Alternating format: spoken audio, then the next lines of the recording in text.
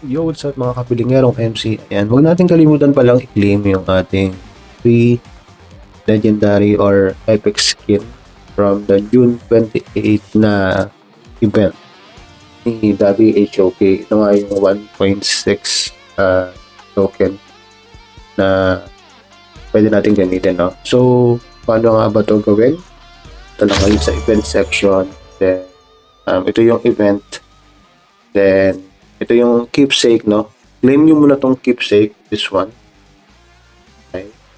Then, kapag nakuha nyo na yan, punta kayo sa baba para i-claim yung 1.6k na voucher.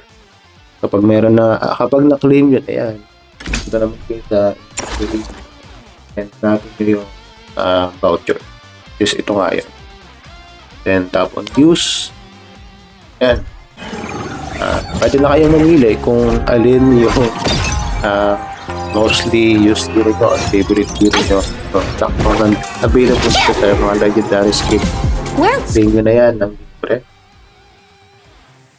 Then, favorite.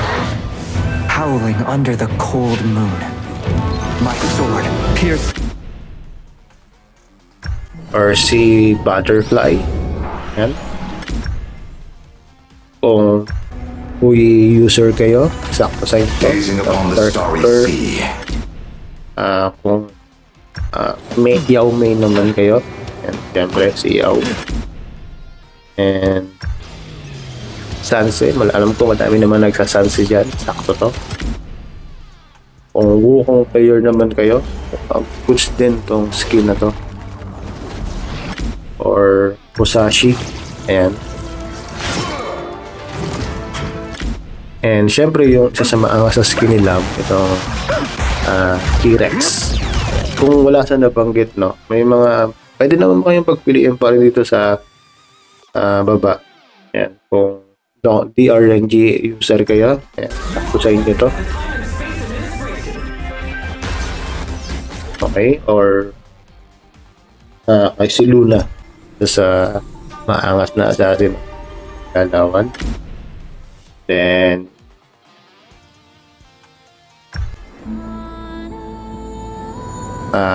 stop yung push type na flash laner. And then kung wala nga sa nabanggit, yan, mga epic skin din naman dito na quality na pwede kayong pagpilian. Okay, siguro ako ito na lang si Yao. So pakita ko lang, baka sabihin nyo scam ako. Then tap natin yung claim. And yeah,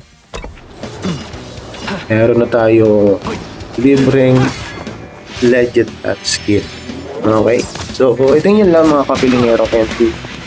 Salamat sa panonood. Enjoy yung libreng skin na bigay ni Daddy HOK, and enjoy playing HOK. Have a good day and stay safe. Goodbye.